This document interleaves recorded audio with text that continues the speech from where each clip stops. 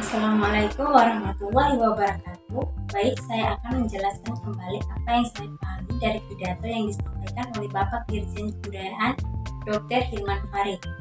Indonesia adalah negara maritim yang kaya akan hasilnya. Dari sinilah kita belajar tentang wilayah lautan Indonesia yang luasnya mencapai 3,2 juta kilometer dan memiliki bentang panjang pantai Indonesia yang lebih dari 95.000 meter dan membuat Indonesia menjadi negara dengan pantai terpanjang kedua di dunia setelah Kanada. Kita juga belajar tentang 17.000 lebih pulau dengan sumber daya alam yang beragam, baik yang berada di darat, daerah pesisir, maupun lautan. Dengan geografi seperti itu, potensi Indonesia sebagai negeri maritim memang luar biasa. Para ahli mengatakan jika ini potensi sebagai negeri maritim digarap dengan baik, maka nilainya bisa mencapai triliun per tahunnya. Maka kegiatan ekonominya pun akan bisa menyerap lebih dari 40 juta tenaga kerja di berbagai bidang. Mulai dari perikanan, pengembangan wilayah pesisir, sampai bioteknologi dan transportasi membuat potensi yang luar biasa. Di dalam naskah pidatonya, Dr. Hilman Farid menuliskan 3 tantangan penting yang harus diperhatikan oleh bangsa Indonesia ini. Yang pertama yaitu, yang paling mendasar adalah menyadari lautan sebagai bagian dari ruang sosial dan kultural kita. Ambil contoh yang sederhana saja, seperti transportasi. Dalam beberapa tahun terakhir, Kementerian Perhubungan dan TNI Angkatan Lautan menawarkan jasa angkutan laut untuk para pemudik yang membawa sepeda motor. Tetapi, laporan media menunjukkan orang lebih berdasarkan naik motor di jalan raya dengan risiko nyawa daripada menikmati fasilitas kapal laut yang gratis. Yang kedua, kita perlu mempelajari beragam ritme kehidupan dalam masyarakat dan keluar dari belenggu pikiran general bahwa yang satu lebih tunggal dari ritme yang lain. Kuncinya di sini adalah kemampuan mendengarkan, dan ini bukan hal yang mudah. Sekarang ini kita hidup di dunia yang ramai dan bising, sehingga kadang sulit menentukan mana yang perlu dan mana yang tidak perlu didengarkan. Pembangunan ekonomi yang bertumpu di daratan berhasil membawa Indonesia ke dalam kelompok 16 besar perekonomian di dunia. Tapi, harga yang harus dibayar oleh masyarakat Indonesia untuk sampai pada posisi ini sangatlah mahal dan tidak seimbang dengan pencapaiannya. Dalam perjalanan sejarah yang panjang dan kompleks, kita mengetahui bahwa kebudayaan adalah keseluruhan cara hidup, baik pemikiran maupun praktek, yang tidak dapat direduksi menjadi sederet ciri yang esensial.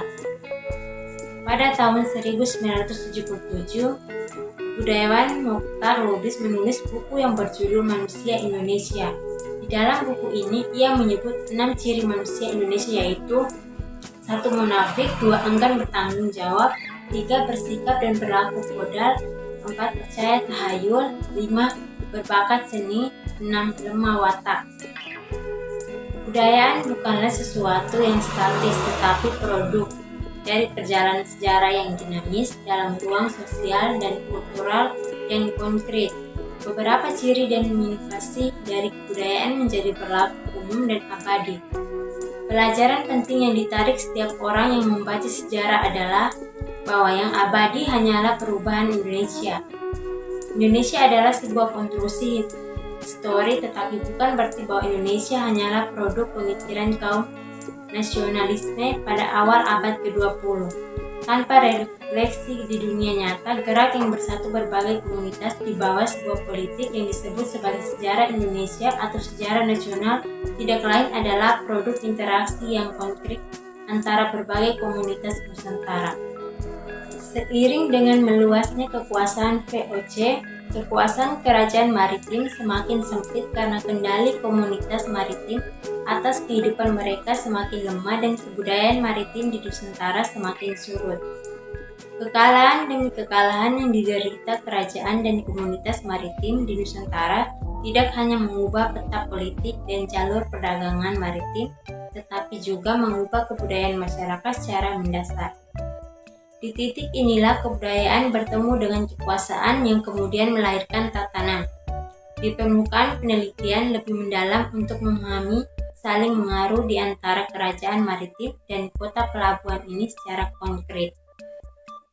Para pemimpin di masa itu mempunyai kemampuan menangkap denyut kehidupan maritim dan merangkainya sebagai kesatuan, bukan karena ada ideologi nasionalisme, tetapi karena hanya dengan muncul sebagai kesatuan, mereka bisa bergerak maju. Proses kemerosotan kebudayaan maritim berlangsung selama kurangnya 200 tahun.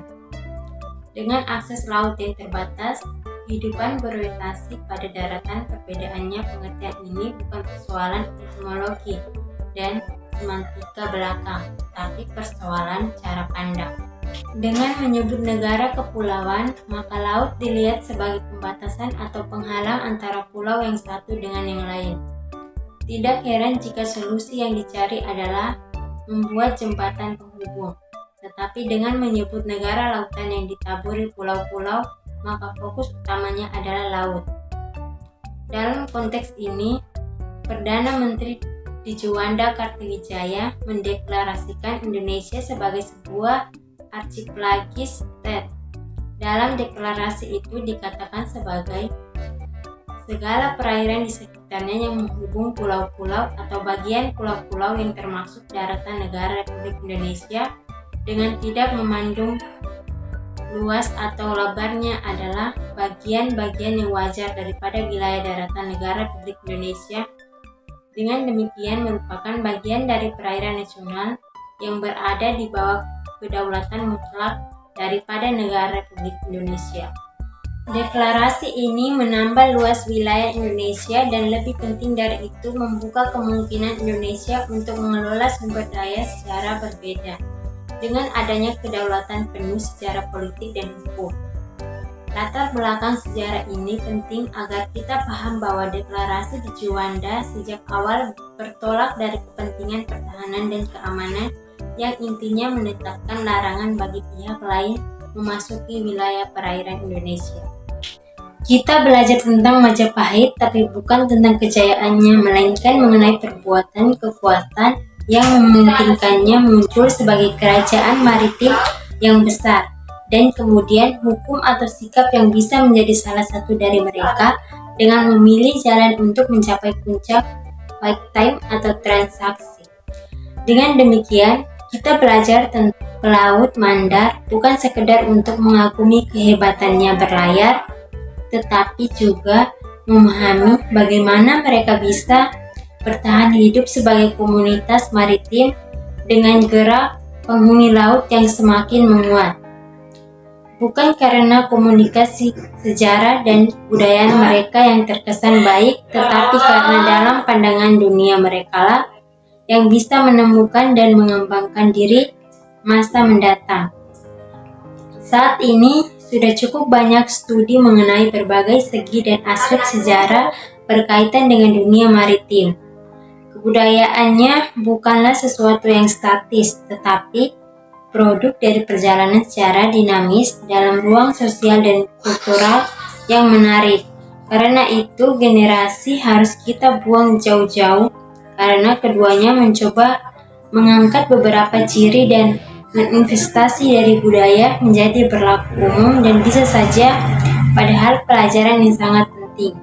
Tarik setiap orang yang membaca sejarah adalah bahwa yang abadi hanyalah perubahan. Karena itu, usaha kita untuk menelusuri jejak sejarah dari arus balik kebudayaan yang membuat kita seperti sekarang ini. Di dalam pidato tersebut juga menjelaskan ada beberapa hal yang bisa kita pelajari dari perjalanan sejarah Banten dan Makassar ini.